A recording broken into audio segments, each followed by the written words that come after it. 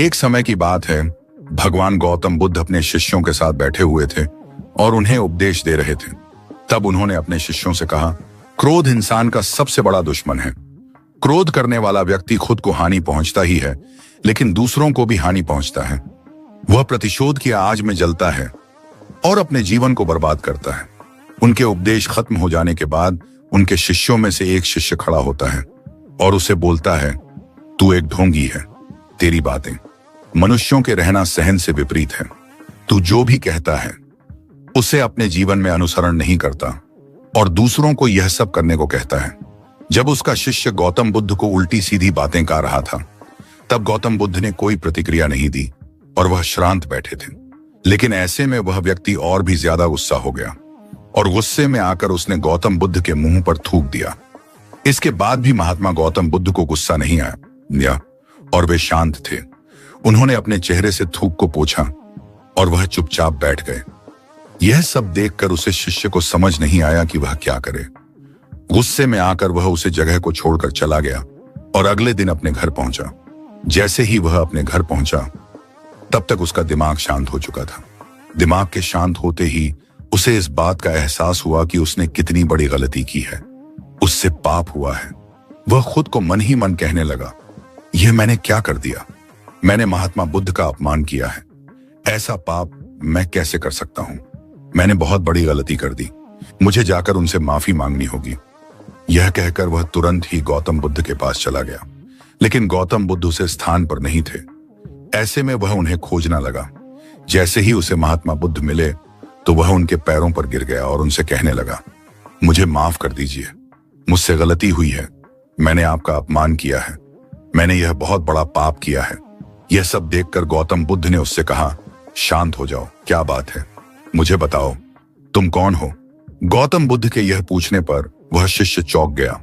वह सोचने लगा कि महात्मा बुद्ध मुझे कैसे भूल सकते हैं? मैंने तो उनका अपमान किया था। यह सोचकर उसने महात्मा बुद्ध से पूछा, मैं वही शिष्य हूं जिससे कल आपका अपमान किया था और आप इतनी जल्दी मुझे भूल गए? महात्मा बुद्ध ने उसे शिष्य से कहा, मैंने तो पहले ही वह स्थान छोड़ दिया है और तुम अभी तक वहीं खड़े हो। तुम्हें अपनी गलती का आभास हो गया है। तुम पश्चाताप कर चुके हो। अब तुम आज के दिन में जीने का निर्णय लो। यदि तुम बीते हुए कल की बातें याद करके परेशान रहोगे तो तुम्हारा वर्तमान और भविष्य दोनों बिगड़ेंगे। तुम अपनी गलती से सीखो, उसे दोहराने की जगह आज को सुधरो। हमें कल की बातों को कल में ही रखकर आगे चलना चाहिए। वह अच्छा हो या बुरा, उसके बारे में बार बार विचार नहीं करना चाहिए। मैं बीती हुई बातों को पीछे छोड़कर आगे चलता हूं और ऐसा ही हम सबको करना चाहिए। महात्मा बुद्ध की यह बातें सुनकर वह शिष्य और भी ज्यादा प्रभावित हुआ और उनसे बोला, मैं आज से आपकी हर बातों को माना करूंगा। इससे उस व्यक्ति का बोझ उतार गया। वह बुद्ध के चरणों में गिर पड़ा और उसने अपना क्रोध छोड़ दिया और क्षमा का संकल्प लिया। बुद्ध ने उसके सर पर हाथ रखकर आशीर्वाद दिया।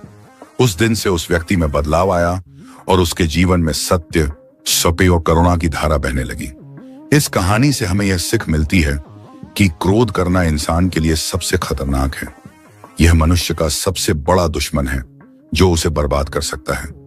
इसीलिए मनुष्य को कभी भी क्रोध नहीं करना चाहिए। हमें यह भी सीख मिलती है कि बीती हुई बातों को हमें भूलकर आगे बढ़ाना चाहिए। अगर कोई मानी मनुष्य अपनी बीती हुई बातों पर ज्यादा ध्यान देता है तो उसका ध्यान पूरी तरह से भूतकाल में लगा होता है और वह इंसान कभी भी आगे बढ़ाने की ओर विचार नहीं कर पाता। इसीलिए हमेशा पुरानी बातों को छोड़कर आगे बढ़ने के बारे में सोचना चाहिए। हम सब जानते हैं कि क्रोध हमारे जीवन में विपरीत परिणाम ला सकता है, इसीलिए इसे संयमित रखना आवश्यक है।